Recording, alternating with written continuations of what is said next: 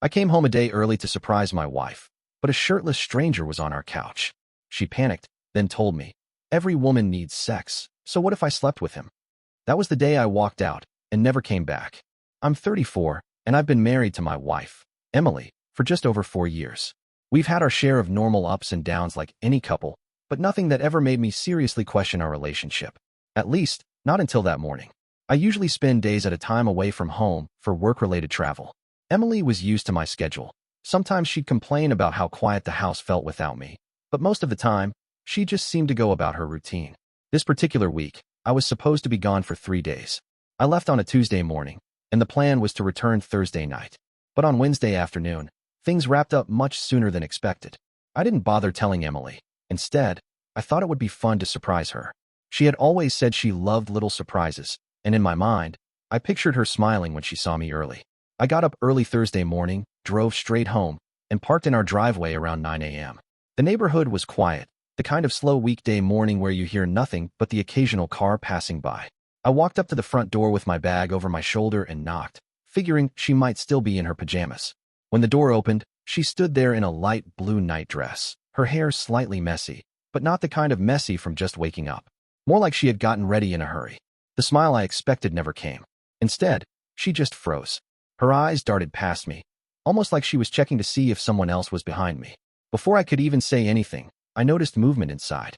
My eyes shifted, and there, sitting awkwardly on the sofa, was a man I had never seen before. He wasn't wearing a shirt, just a pair of jeans. His expression was somewhere between startled and uncomfortable, like someone caught in the wrong place at the wrong time. Emily's voice came out strained. Why are you home today? You said tomorrow." I shrugged, trying to keep it light. "Things wrapped up early, so surprise?" She didn't smile. She didn't laugh. She didn't even move aside for me to step in. She just stayed there, gripping the edge of the doorframe.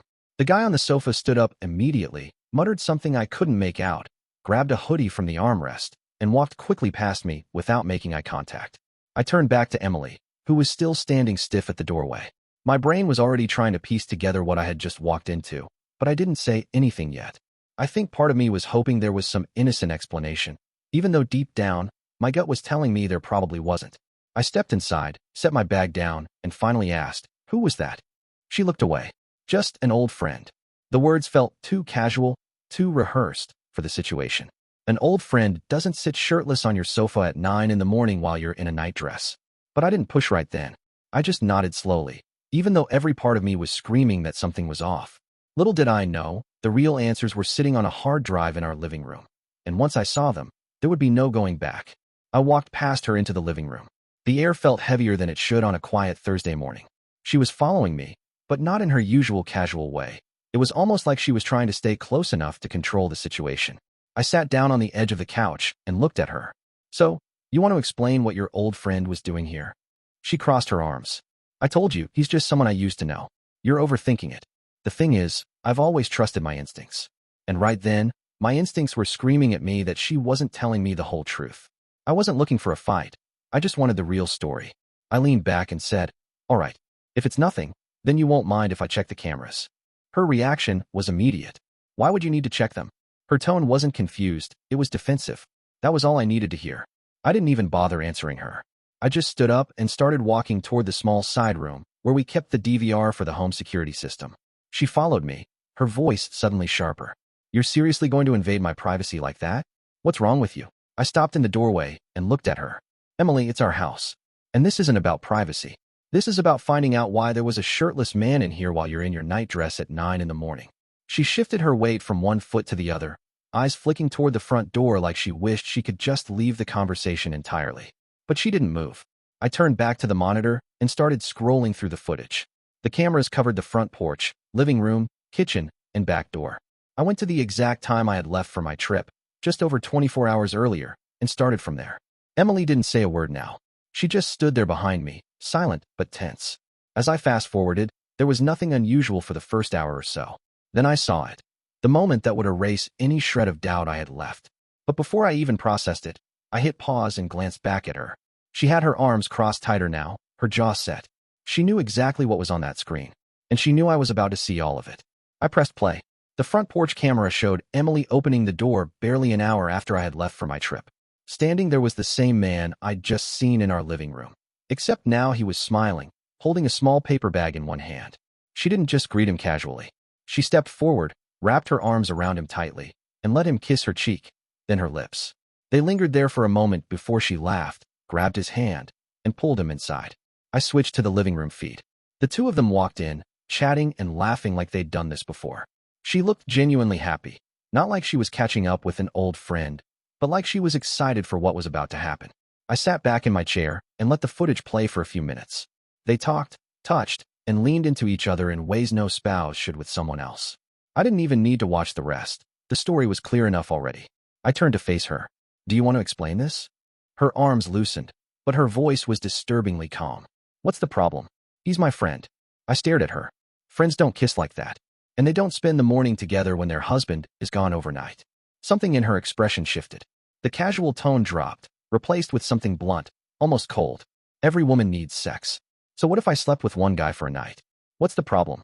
He's my old friend. I blinked, unsure if I'd heard her right. So you're admitting it?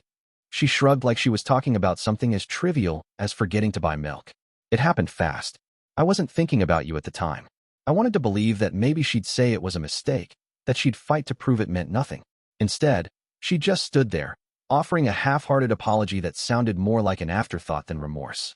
Right then, I knew, whatever we had before this moment, it was gone. I didn't yell. I didn't throw anything. I didn't even ask more questions. I just stood there for a moment, looking at the woman I thought I knew, realizing I didn't know her at all. Emily, I said, I'm done. I want a divorce. Her head snapped up like I'd just spoken a language she didn't understand. What? Over this? Are you serious? Yes, I said plainly. You made a choice. And that choice means I'm not your husband anymore. The shift was instant. Panic flickered across her face, quickly replaced by anger. You can't just walk out on me. If you do this, I'll tell everyone you harassed me. I'll ruin you. I didn't react. I think that made her even more frantic. She started pacing, muttering under her breath, then finally stopped and faced me again.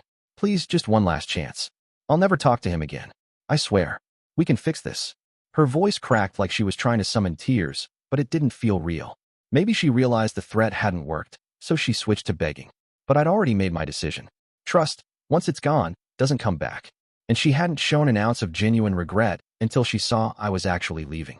I walked past her to the bedroom, grabbed a duffel bag, and started packing my clothes. She followed me, alternating between pleading and snapping, but I kept zipping up my bag.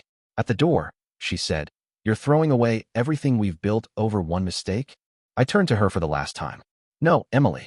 You threw it away the second you let him in. And with that, I walked out. That was the last real conversation we had as husband and wife. The divorce papers were signed a month later. Sometimes I still wonder if she ever truly regretted it, or if she only regretted getting caught. What do you think? Was walking away the only choice here?